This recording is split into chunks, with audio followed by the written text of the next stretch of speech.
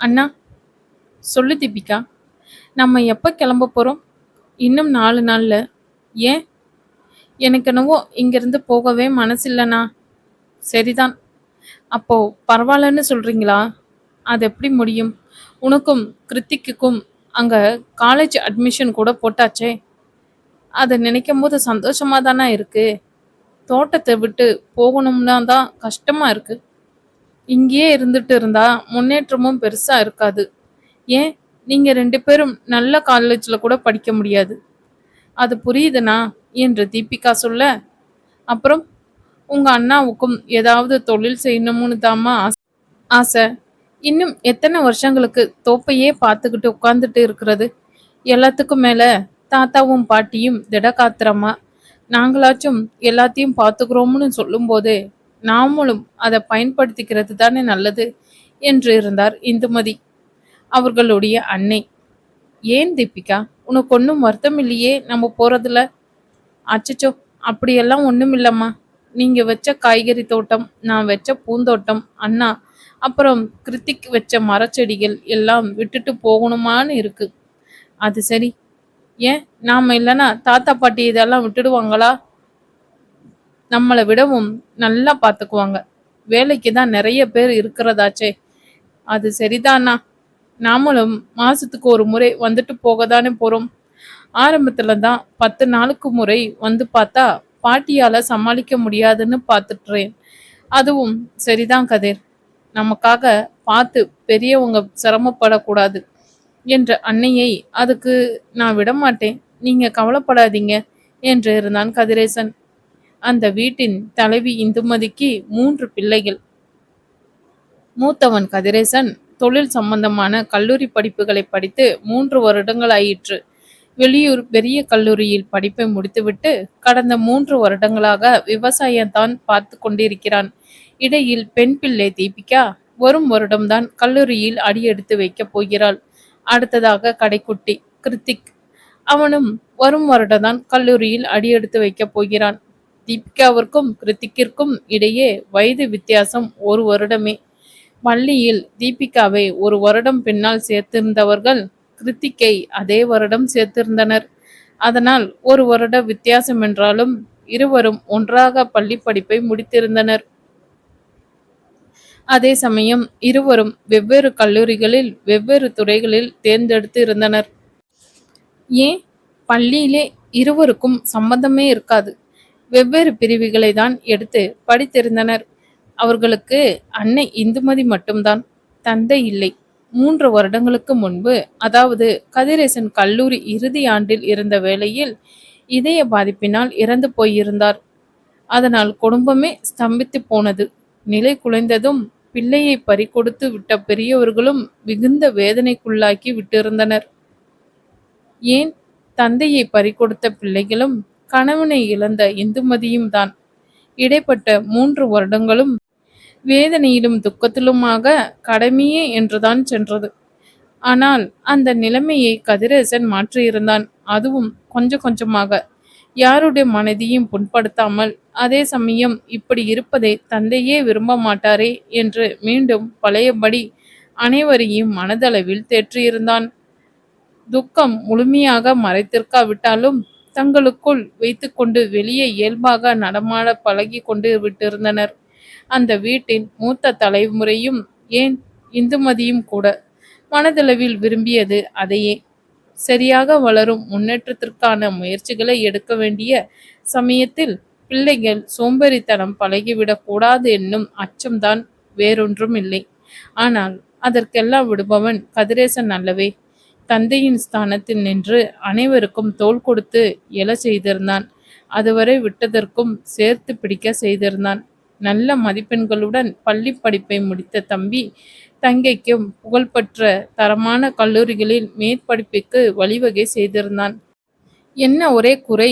மற்றபடி அவனும் ஒன்றும் சோம்பேறியில் இருந்து விட்டிருக்கவில்லை. வெளிப்படையாக தெரியாத வண்ணம் இன்னும் எத்தனையோ மாற்றங்களை முன்னேற்றத்தின் அடிப்படையில் செய்திருந்தான். செய்து கொண்டும் அவற்றின் முக்கியமானது விவசாயத்தின் நவீன யுக்திகளை புகுத்தியது. ஆட்களை நம்பிக்கொண்டு தந்தையும் தானும் சிரமப்பட்டு இருந்தாலும் பெரியவர்கள் கூடாதென்னும் நோக்கில்தான். ஏன், இன்னும் பலவிதமான மாற்றங்களையும் செய்திருந்தான். அதே சமயம் தன்னுடைய வருங்காலத்தை பற்றியும் யோசித்து அதற்கான முயற்சிகளையும் எடுத்துக்கொண்டுதான் இருந்தான்.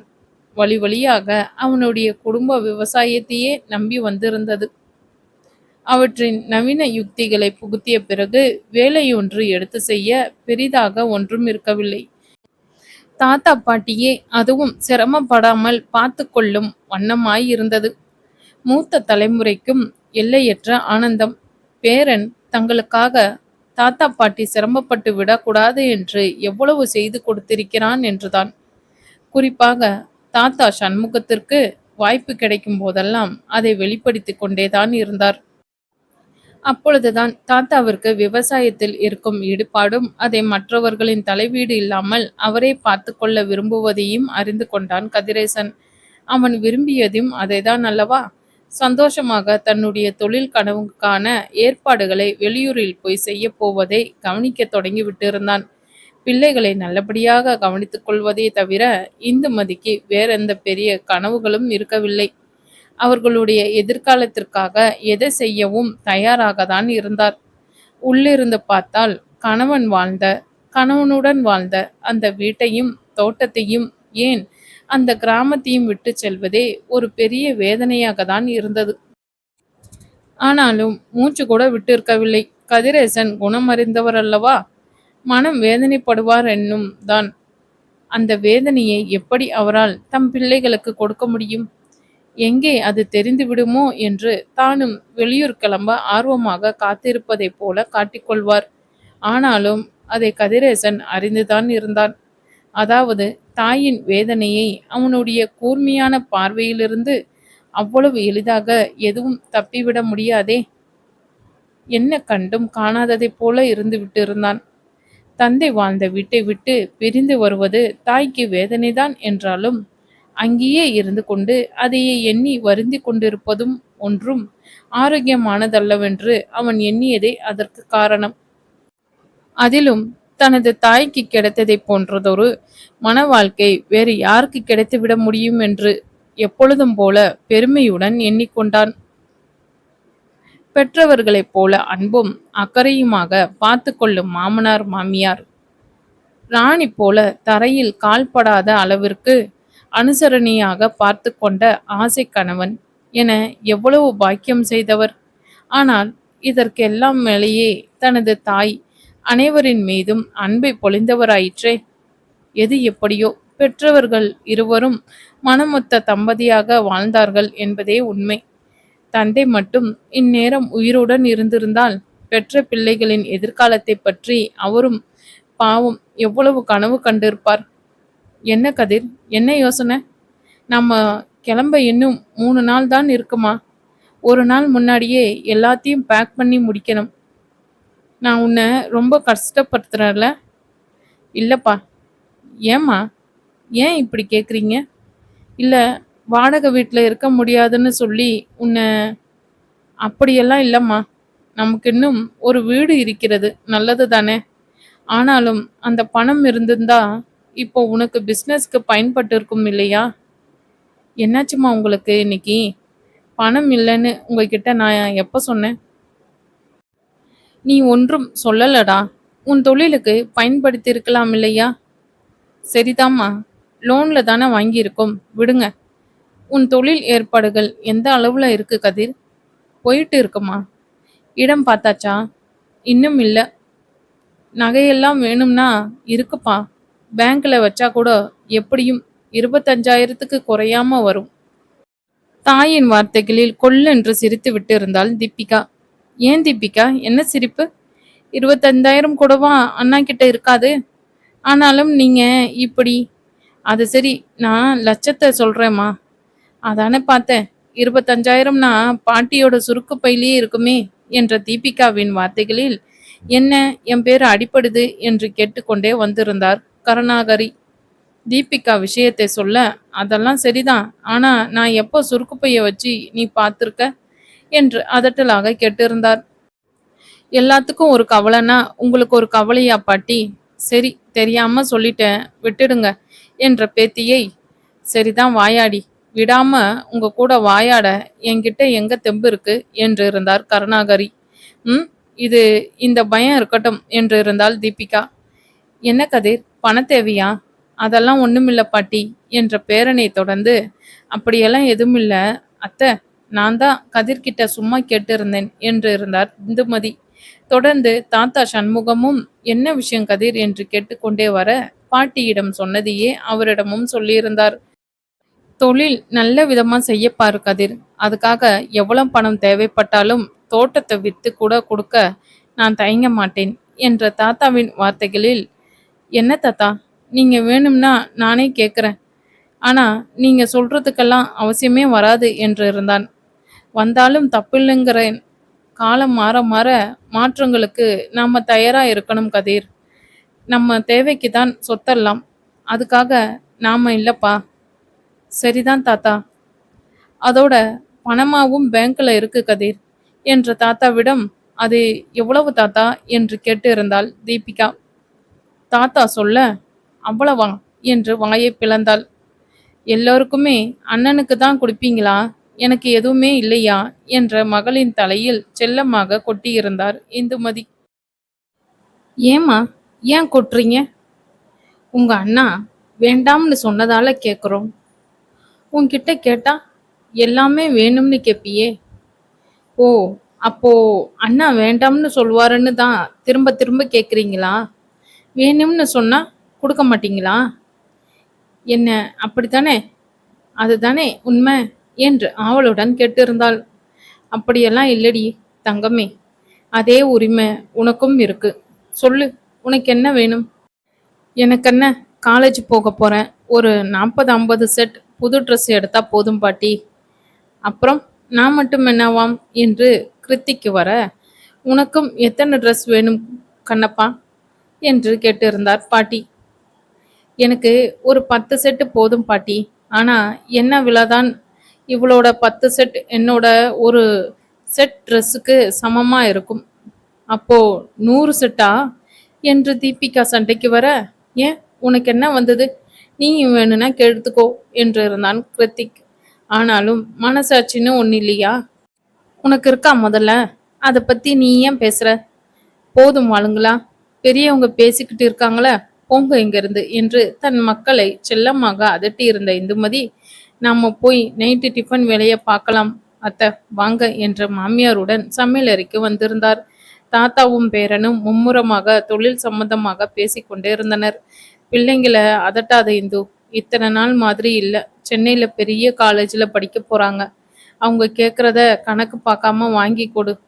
சரிதான் அத்தை, அதை விடு, கதிரே பார்த்துக்குவான். நீ மட்டும் மனசு வேதனையுடன் காட்டி பிள்ளைங்களை கஷ்டப்படுத்தாதே என்ற அத்தையிடம் மீண்டும் சரி என்று இருந்தார். இரவு உணவு முடித்ததும் மருமகளை அழைத்து பேசினார் சண்முகம். என்னம்மா, பிள்ளைங்க என்ன சொல்றாங்க? மாமா, கதிர் என்ன சொல்றான் முதல்ல?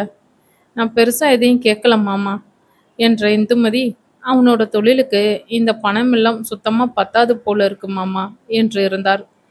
அது தெரியுமா, அவனும் அழுத்தக்காரன், மற்றவங்க எதையும் சொல்றத விரும்ப மாட்டான். பண விஷயம் நாசுக்கா நான் பேசிக்கிறேன். சரி மாமா. அப்படியே அவனோட அப்பா அழுத்தம். ஆமா, கதிர் எங்க? தோட்டத்துல ஏதோ வேலைன்னு போயிருக்கான் மாமா. தீபிகா தூங்க போயிட்டா. கிருத்திக் டிவி பார்த்துக்கிட்டு இருந்தான். என்ன? நான் தான் அவசரப்பட்டு வீடு வேணும்னு சொல்லிட்டேன் மாமா, இல்லனா என்ற மருமகளை இடைமறித்தார் சண்முகம்.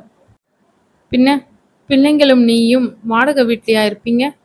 இனி ஒரு தடவை இப்படி சொல்லாதே. ஏன் கதிர், ஏதாவது சொன்னானா? இல்லை மாமா, நான் தான் அவசரப்பட்டுட்டோன்னு சொன்னேன். ஏன், வாங்கினா என்ன, நம்ம கிட்ட இல்லாத பணமா? அது இல்லை மாமா. ம், நீ சின்ன சின்ன விஷயங்களுக்கு கூட மனசை போட்டு அலட்டுறேன்னு நினைக்கிறேன். வேண்டாம்மா, கட்டுப்படுத்திக்கோ. பிள்ளைங்க வேற மாதிரி நினைச்சிக்க போறாங்க. ஆனால் அதற்கு மேல் இந்துமதியால் தன்னை கட்டுப்படுத்தி கொள்ள முடியவில்லை. என்னென்னவோ நடக்கிற மாதிரி கஷ்டமா இருக்கு அத்தை, அவர் மட்டும் இருந்திருந்தா என்ற இந்துமதி அழுது விட்டு இருக்க, கருணாகரியின் கண்களும் கலங்கி விட்டு இருந்தது. சண்முகத்தாலும் தொடர்ந்து பேச முடிந்திருக்கவில்லை. சில வினாடிகள் பொறுத்து அதற்கு பிறகே இயல்பு நிலைக்கு வந்திருந்தார். அப்புறம் என்னம்மா சொல்லு. உங்க 2 பேரையும் இங்க தனியா விட்டுட்டு போறத நினைச்சாதான். அது சரி, பேரனே இதை எத்தனையோ முறை கேட்டுட்டான். அதான் விவசாயத்தை நவீனமாக்கி ஆளுங்களை அது அதுக்கு போட்டுட்டானே.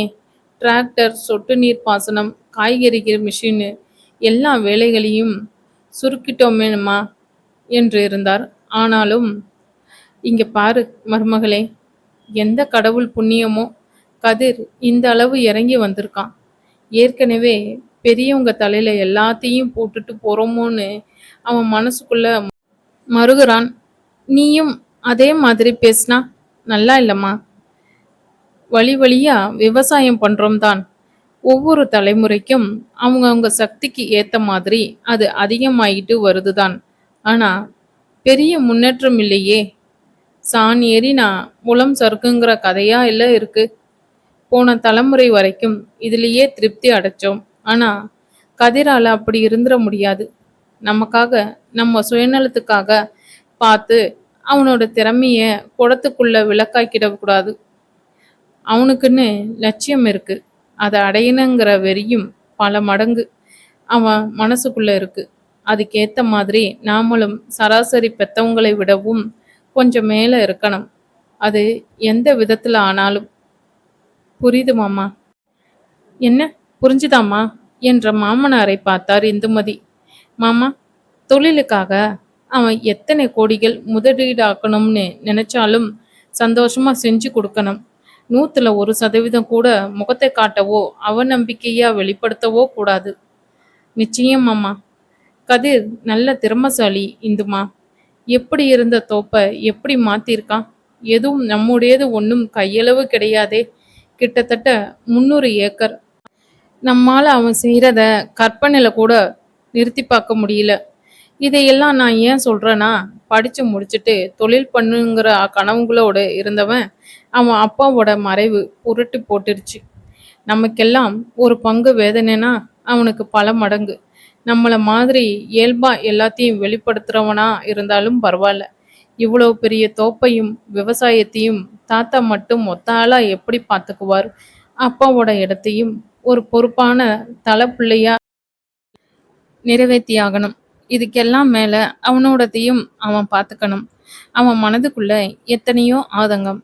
சரிதான் மாமா. நிச்சயம் நீங்க சொல்றதையெல்லாம் மனசுல வச்சு நடந்துக்கிறேன். அதுல எனக்கு 100% நம்பிக்கை இருக்குமா. அப்புறம் கிளம்புறதுக்கு எல்லாம் தயாரா? முக்கால்வாசி வேலை முடிஞ்சது மாமா என்ற மருமகளின் பதிலை தொடர்ந்து, தீபிகா படிப்பு முடிச்சு அவளுக்கு ஒரு நல்லது நடக்கிற வரைக்கும் மட்டும் நீ அங்க இருந்தா கூட போதுமா. அதுக்குள்ளேயே கதிரோட கல்யாணத்துக்கு பார்த்துடலாம் என்று இருந்தார் கருணாகரி. சரிதான் அத்தை. என்ன, இன்னும் ஒரு 4-5 வருஷங்கள் பிள்ளைகளோட நலன்தான் முக்கியம்னு இருந்துட்டா அதுக்கப்புறம் அவங்க வாழ்க்கை அவங்களோடது ஆயிடும். என் கவலை எல்லாம் நீங்களும் அவங்க உன்னையும் பிள்ளைங்களையும் பிரிஞ்சு இருக்கிறது முழு மனசோட சந்தோஷமா இருக்கணும். எங்களுக்கான தெம்பையும் தைரியத்தையும் அந்த கடவுள் கொடுக்கணுங்கிறது தான் என்று மீண்டும் அவரே சொல்லியிருந்தார். கொடுக்காம ஒட்டு ஒத்தமா மகனை பிரிச்சதுக்கு அப்புறமும் கூட சிரிச்சு சாப்பிட்டுட்டு சந்தோஷமா தானே இருக்கும். அப்படி பார்க்கும்போது இப்ப நாம எடுத்துக்கிற முடிவு பிள்ளைகளோட நல்ல எதிர்காலத்துக்கு தான். எல்லாம் நல்லபடியா நடக்கும் என்று இருந்தார் சண்முகம். சரிதாம்மா, போய் தூங்கு. கதிர் வந்ததும் நான் போய்க்கிறேன் என்றவரின் வார்த்தைகளை தொடர்ந்து பெண்களின் இருவரும் தூங்கச் சென்றனர். கிளம்ப வேண்டிய நாள் நெருங்க நெருங்க மனதின் பாரம் அதிகமாகி கொண்டே போவதை இந்துமதியால் நன்றாகவே உணர முடிந்தது. ஆனாலும் அதை யாரிடமும் வெளிப்படுத்த முடியாதே. மனம் விட்டு பேசினால் பாரம் குறையும் தான். கணவனின் இழப்பு இப்பொழுது பல 100 மடங்காக பூதாகரமாகி தெரிய தனிமையில் கண்ணீர் வடித்தார். குடும்பத்தினர் அனைவரும் சென்னைக்கு வந்து சேர்ந்து 2 நாட்கள் ஆகிவிட்டு இருந்தன. அந்த 2 நாட்களும் அனைத்தையும் எடுத்து வைப்பதற்கே நேரம் சரியாக இருந்தது. 3ஆம் நாள் ஞாயிற்றுக்கிழமை அன்று மதியம் வரை மீதமிருந்த 1-2 எடுத்து வைத்தவர்கள் குளித்து முடித்துவிட்டு மதிய உணவை எடுத்துக்கொண்டனர். பிறகு குட்டி தூக்கமும். கதிர், வாங்க. தூங்கி எழுந்துட்டீங்களா? என்னப்பா, நீ தூங்கலையா? கம்ப்யூட்டர்ல உட்காந்துருக்க? ஆமாம்மா, வேலை இருந்தது. டீ போடட்டுமா? நானே கேட்கணும்னு நினைச்சேன் என்ற மகனின் பதிலில், இதோ எடுத்துட்டு வரேன் என்று சொன்னார் இந்துமதி. தொடர்ந்து சில நிமிடங்களில், இந்தா என்று டீ கப்பை கொண்டு வந்து நீட்டியிருந்தார். அப்புறம் கதிர், சொல்லுங்கம்மா. வீட்டுக்கு தேவையான மளிகை, காய்கறி, மற்ற பொருட்களும் நிறைய தேவைப்படுது. போய் வாங்கிட்டு வரணும். நீ ஏதாவது ஃப்ரீயா இருந்தா கிளம்புங்கம்மா. எனக்கும் வெளியே ஒரு வேலை இருக்கு. அப்படியே முடிச்சிட்டு வந்துடுவேன். வாவ், அப்படின்னா நானும் வரேனா என்று வந்தாள் தீபிகா. மூவரும் கிளம்புவதாக ஏற்பாடாயிற்று. கிருத்திக் டிவியில் கிரிக்கெட் மேட்ச் பார்க்க வேண்டும் என்று விட்டிருந்தான். தொடர்ந்து 1 மணி நேரத்தில் மூவரும் ஒரு பெரிய டிபார்ட்மெண்ட் ஸ்டோரை வந்தடைந்தனர். வாவ், இவ்வளோ பெரிய ஸ்டோரா என்று ஆச்சரியத்துடன் பார்த்த தீபிகா, இது மாதிரி தான் ஆரம்பிக்க போறீங்களானா என்று வெகுளியாய் கேட்டிருந்தாள். தங்கையின் வெகுளித்தனத்தை ரசித்த கதிரேசன், இதைவிட கூட பெருசா என்றான். வாவ், அப்ப நிறைய செலவாகுமே. ஆகும். எவ்வளவு? அதெல்லாம் சொன்னா புரியாது, வாயாடி. இன்னும் சில மாசங்கள்ல நேர்லே பார் என்று இருந்தான். சரியாக அதே நேரம், அட கதிர், நீயா என்ற குரலில் மூவருமே திரும்பி பார்த்திருந்தனர். யாரோ ஒரு இளைஞன் எல்லையற்ற ஆவலுடன் அவர்களை நோக்கி வர தாயும் மகளும் கதிரேசனை பார்த்தனர். ஷாம், நீ எங்க இங்கே? சென்னை என்னோட ஊருடா. நான் இங்க இருக்கிறதுல ஆச்சரியம் இல்ல. நீ எங்க இங்க? விஷயத்த சொன்னான் கதிரேசன். என்ன கதிர் சொல்ற? என்ன? இல்ல, நிஜமாவே சென்னைக்கு வந்துட்டீங்களா? ஆமாம் ஷாம். ரொம்ப சந்தோஷம் கதிர். அப்புறம் பிஸ்னஸ் பண்ற ஐடியா கூட இருக்குன்னு போன தடவை பேசினப்போ சொன்னியே. சரிதான், ஏற்பாடு நடந்துக்கிட்டு இருக்கு. நானும் கூட கதிர். அப்படியா? என்ன கதிர், நீ நாம 2 பேரும் சேர்ந்து ஏதாவது பிஸ்னஸ் பண்ணலாம்னு நானும் படிக்கிற காலத்திலிருந்தே கேட்டுக்கிட்டு தானே இருக்கேன். நீயும் நழுவிட்டே இருக்க. ஆனா இப்போ நீ வசமா மாட்டிக்கிட்ட. நான் விட போறதில்ல. ஏன்? பிஸ்னஸ் பண்ணணும்னு, அதுவும் பெரிய அளவுல பண்ணணும்னு எனக்கு ஆசை வந்ததே உன்னால தான் ஷாம் என்று உண்மையை மறையாது சொல்லியிருந்தான் கதிரேசன். இதை நான் நம்பணுமா? அது உன் இஷ்டம். எல்லாம் சரிதான். நம்ம 2 பேரும் ஏன் பிஸ்னஸ் பார்ட்னர்ஸ் ஆகக்கூடாது? என்ன கதிர்? சரிதான், யோசிச்சு சொல்றேன். உன்கிட்ட இருந்து இப்படி ஒரு பதிலா? கேட்கவே சந்தோஷமா இருக்கு. எவ்வளோ நாள் வேணாலும் யோசி. ஆனா பதில் எனக்கு சாதகமாக தானே இருக்கணும் கதிர் என்றவன், அப்புறம் நீ மட்டும்தான் வந்தியா என்று கேட்டிருந்தான். அம்மாவும் தங்கையும் வந்திருக்காங்க என்று கல்லூரி தோழனை அழைத்து கொண்டு போய் அவர்களுக்கு அறிமுகப்படுத்தி வைத்தான். அம்மாவும் தங்கையும் இவர்களை பார்த்தபடியே நின்று கொண்டே இருந்தனர். சரிதான், உன்னை பத்தி கதிர் சொல்லியிருக்கான் தம்பி. நீ எங்க? உன் வீடு எங்க இருக்கு? அண்ணா நகர் ஆண்டி என்ற ஷாம். என்ன பேர் சொல்லியே கூப்பிடுங்க என்று இருந்தான். சரிதான், உன் அம்மா அப்பா என்ன பண்றாங்க? அப்பா பிஸ்னஸ் மேன் ஆண்டி. என்ன பிஸ்னஸ் ஷாம்? அவர் பண்ணாத பிஸ்னஸ் விரல் விட்டு எண்ணிடலாம் என்று விளையாட்டாக சொன்னவன் அவருக்கு 24 மணி நேரமும் பத்தாத ஆண்டி என்றிருந்தான். ஷாம் சொல்றது 100க்கு 100 உண்மை. ஷாம் அப்பா சென்னையிலே விரல் விட்டு எண்ணக்கூடிய பெரிய மனுஷங்கள்ல ஒருத்தர். ஏன், செக்ல சைன் பண்றதுக்கே அவருக்கு நேரம் பத்தாதுன்னா பாருங்க என்ற நண்பனின் பேச்சை தொடர்ந்து, துரதிருஷ்டவசமான உண்மை ஆண்டி என்று இருந்தான் ஷியாம். ஏன்பா இப்படி சொல்ற? அப்பா சமீபத்துல வாழ்ற சராசரி ஆண்மகனா நானும் தான். வேற என்ன சொல்ல முடியும் ஆண்டி? அப்படியே அண்ணா மாதிரியே திங்க் பண்றீங்களே என்ற தீபிகாவிடம், நானும் உன்னோட இன்னொரு அண்ணாதான் என்று இருந்தான் ஷாம். பதிலுக்கு தேங்க்யூண்ணா என்று சந்தோஷமாக சொல்லியிருந்தாள் தீபிகா. ஷாமின் பந்தா இல்லாத வெகு இயல்பான பேச்சு பெண்கள் இருவருக்குமே மிகவும் பிடித்து போனது. நீ அவசியம் எங்க வீட்டுக்கு வரணும் ஷாம் என்ற இந்துமதியுடன் ஷுவர் ஆண்டி என்று இருந்தான். கதிர் மாதிரி ஒரு ஃப்ரெண்டு கிடைக்க கொடுத்து வச்சிருக்கணும் ஆண்டி. அப்பா ஒரே ஒரு முறைதான் படிக்கிறப்போ இவனை பார்த்துருக்கார். அப்ப இருந்தே எனக்கு நற்சான்றிதழ் தான். ஏன்னா மற்ற என் ஃப்ரெண்ட்ஸையும் அவருக்கு தெரியுமே என்று நண்பனை புன்னகையுடன் பார்த்திருந்தான் ஷாம். நல்லா பேசுற ஷாம். அதெல்லாம் ஆண்டி. என்ன? கதிரும் நானும் சேர்ந்து பிஸ்னஸ் செஞ்சா நல்லா இருக்கும்னு ஆண்டி, படிக்கிற காலத்திலிருந்தே நானும் இவன்கிட்ட கேட்டுக்கிட்டு தான் இருக்கேன் என்று கதிரேசனை கை காட்டி சொல்லியிருந்தான் ஷியாம். ஏன்பா, அப்பாவே இவ்வளோ பெரிய பிசினஸ் மேக்னட்டா இருக்கும்போது தனியா செய்யணும்னு உனக்கு என்ன அவசியம்? அவரோட தொழிலையே பார்த்துக்கலாமே. அப்பா மாதிரியே பேசுறீங்களே ஆண்டி. அப்பாவை பத்தி சொல்லணும்னா அவருக்கு அவரோட வார்த்தை தான் கடைசியா இருக்கணும், முடிவாகும். ஏன், நானும் படிச்சு முடிச்சு 2 இயர்ஸ் அதை தான் பண்ணிக்கிட்டு இருந்தேன். அப்பா கிட்ட ஏன் அவர்கிட்ட நான் ஒரு ரோபோ மாதிரி தான், அதுவும் கீ கொடுத்தா போற பொம்மை மாதிரின்னு சொன்னா சரியா இருக்கும். அது எத்தனை செகண்ட் போகணும், எவ்வளோ ஸ்பீட்ல போகணும்னு கூட அவர் தான் டிசைட் பண்ணுவார் ஆண்டி என்றவன், உங்களை போர் அடிச்சுக்கிட்டு இருக்கேன்னு நினைக்கிறேன் என்று இருந்தான். ம், நல்லா ஜாலியா பேசுற ஷாம். கதிர், எப்படி ஆண்டி இப்படி? அவன் பேசுறது குறைவா இருந்தாலும் அதுல அர்த்தம் நிறைய இருக்கும். நீங்க சொல்ற விதத்துல ஏத்துக்கலாம், ஆனா இன்னொரு விதத்துல முடியாது என்று இருந்தாள் தீபிகா. ஏன்னா அண்ணா ஜாலி டைப். அவர் கூட பேசினா பொழுது போறதே தெரியாது. ஆனா பேசுற மூட்ல அவர் இருந்தா என்று இருந்தாள். அதே நேரம் வழிய நின்னு பேசலன்னா என்ன, காஃபில போய் காஃபி குடிச்சுக்கிட்டே பேசலாமே என்று இருந்தான் கதிரேசன். சரிதான், ஃப்ரெண்ட்ஸு 2 பேரும் ரொம்ப நாளுக்கு அப்புறம் பார்த்துக்கிறீங்க. நீங்க வேணும்னா போயிட்டு வாங்க. கதிர், நாங்க இன்னும் நிறைய எடுக்க வேண்டியது இருக்கு. எடுத்துட்டு பில் பண்ணிட்டு கூப்பிடுறோம் என்று இருந்தார் இந்துமதி. சரிதான், கூப்பிடுங்க வரோம் என்று நண்பர்கள் இருவரும் கிளம்பி இருந்தனர். இந்த ஷாம் அண்ணாவோட ஃபோட்டோவை நான் அண்ணா ரூம்ல பார்த்துருக்கேம்மா. ஆனாலும் சான்ஸ் இல்லை. என்ன தீபிகா சொல்ற? எவ்வளோ பெரிய மனுஷங்க, எவ்வளவு இயல்பா இருக்காங்க பாருங்களேம்மா. சரிதான், உன் அண்ணாவோட ஃப்ரெண்ட்ஸ் ஆச்சே. அண்ணன் பிஸ்னஸ் பண்றது உறுதி ஆயிடுச்சாம்மா. அதெல்லாம் தீபிகா, ஆனா எப்போ எந்த மாதிரின்னு தான் தெரியல. ஏன், உட்கார வச்சு விவரமா கேளுங்கம்மா என்ற மகளின் சிறுபிள்ளைத்தனமான பேச்சில் சரிதான் என்று இருந்தார். தீபிகா, நீ போய் பில் போட கொடு. நான் ஏதாவது விட்டு போயிருக்கான்னு ஒரு முறை சுத்தி பார்த்துட்டு வந்துடுறேன் என்ற அன்னையின் வார்த்தைகளில் சரிம்மா என்று சென்றாள் தீபிகா. தொடர்ந்து சில நிமிடங்களில் விட்டுப்போன பொருட்களுடன் வந்த தாயிடம் அவற்றை பெற்றுக்கொண்டு அதையும் பில் போட கொடுத்தாள். சரி தீபிகா, கார்ட்லயே பண்ணிடு, நான் இதோ வந்துடுறேன். என்னம்மா, புக்ஸ் வாங்குறதுக்கா?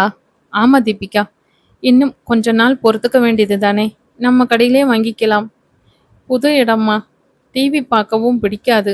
சும்மா ஒரு நாள் டைட்டில்ஸ் எடுத்துக்கிட்டு வரேன் என்ற இந்துமதி அந்த காலத்திலேயே பட்டதாரி. தமிழ், ஆங்கிலம் என இரு மொழிகளிலும் நல்ல புலமை உண்டு. ஆசிரியர் பணிக்காக முயற்சி செய்து கொண்டிருந்தவரை கதிரேசனின் தந்தை ராமநாதன் விரும்பி மணந்து கொண்டார். தூரத்து சொந்தமும். அதற்கு பிறகு வேலைக்கு போவதை பற்றி நினைத்து கூட பார்க்க முடியவில்லை. ஒரு பக்கம் பணக்கார வீட்டு மருமகள் என்றால், இன்னொரு பக்கம் பண்பாடு கலாச்சாரத்துடன் கூடிய கிராம வாழ்க்கை. அதற்காக இதை இந்த நேரத்தில் தான் செய்ய வேண்டும் என்ற கட்டுத்திட்டங்கள் எல்லாம் இருந்ததில்லை. அதே சமயம் சொல்லி திணிக்காமலேயே அவற்றை எல்லாம் செய்ய வைத்திருந்தன அவர்